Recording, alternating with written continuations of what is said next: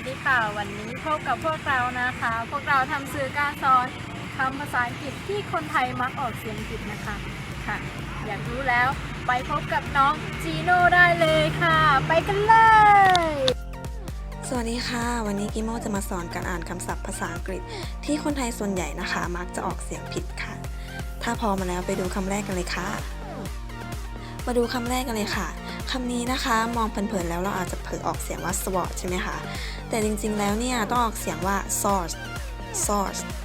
นะคะไปพูดคำว่า sword ใส่ฝรั่งเนี่ยเผลอๆฝรั่งมีงงเด้อ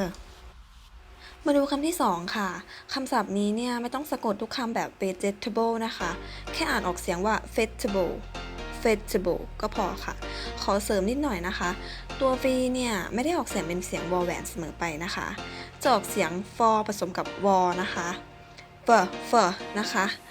อย่างเช่นคำนี้ค่ะ vacation fan สำหรับคำนี้นะคะเราอาจจะเผลอออกเสียงเป็นเสียง receive ก็ได้นะคะเพราะเห็นว่ามีตัว p อยู่ข้างหลังก็เป็นได้นะคะแต่ซึ่งจริงๆแล้วเนี่ยคำนี้ต้องออกเสียงว่า received นะคะมาดูคำนี้ค่ะไม่อยากจะคิดเลยนะคะว่าถ้าหากเราออกเสียงคำนี้ผิดเนี่ยจะกลายเป็นอะไรเพราะคำนี้นะคะคนไทยควรระมัดระวังมากถึงมากที่สุดค่ะในการอ่านออกเสียงเพราะการอ่านออกเสียงที่ถูกต้องของคำนี้ก็คือ key คำเดียวค่ะสั้นๆเลยนะคะ key มาดูคำที่5ค่ะคำนี้นะคะเป็นคำศัพท์พื้นฐานที่สามารถพบเจอได้มากที่สุดเลยค่ะหลายคนมักจะออกเสียงผิดเป็นคำว่า juice ใช่ไหมคะแต่คำนี้นะคะต้องออกเสียงว่า juice คำนี้มีความหมายว่านี่ค่ะคำนี้หลายคนคงจะสับสนนะคะว่าจะออกเสียงยังไงดีระหว่าง d หรือว่า t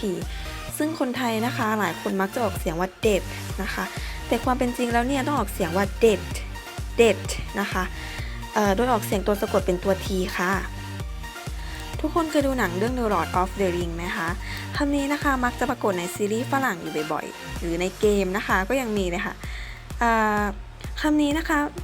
คนไทยหลายคนมักจะออกเสียงผิดว่า read บ้างละ read หรือว่า read ก็ยังมีเลยค่ะ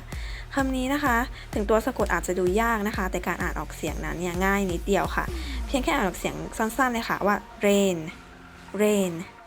แค่นั้นเนี่ยก็ถูกต้องแล้วล่ะค่ะมาดูคำนี้กันเลยค่ะคำนี้นะคะแปลว่าสีม่วงซีดค่ะสีม่วงอ่อนๆสีม่วงพาสเทลอะค่ะคนมักจะออกเสียงผิดเป็นคำว่า mauve นะคะแต่ที่ถูกต้องเลยก็คือ mauve ค่ะมาดูคำนี้ค่ะคำนี้นะคะความหมายของมันเลยก็คือความโกลาหลค่ะความยุ่งเหยิงนะคะดิฉันเห็นหลายคนค่ะอ่านคำนี้ว่าเชามันไม่ได้อ่านออกเสียงว่าเชานะคะทุกคนคำนี้นะคะอ่านว่า chaos นะคะเป็นเสียงที่ถูกต้องของคำนี้ค่ะมาดูคำนี้ค่ะคำนี้นะคะทุกคนน่าจะเจอบ่อยเลยใช่ไหมคะอย่างเช่นเวลาที่เราเล่นคอมพิวเตอร์หรือว่าโน้ตบุ๊กอะค่ะ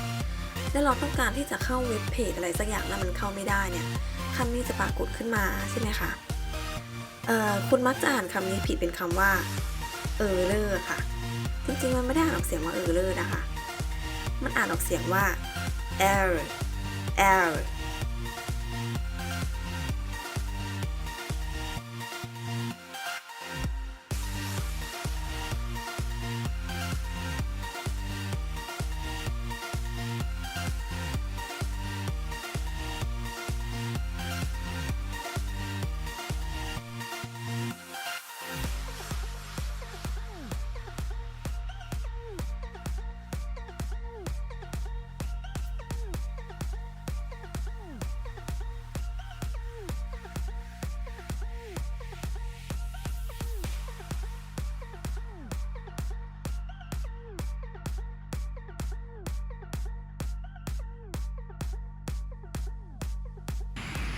ค่ะสุดท้ายนี้นะคะก็ขอให้เป็นประโยชน์ไม่มากก็น้อยให้กับทุกท่านที่เข้ามารับชมนะคะค่ะอย่าลืมกดไลค์กดแชร์กด Subscribe ให้พวกเราด้วยนะคะบ๊ายบาย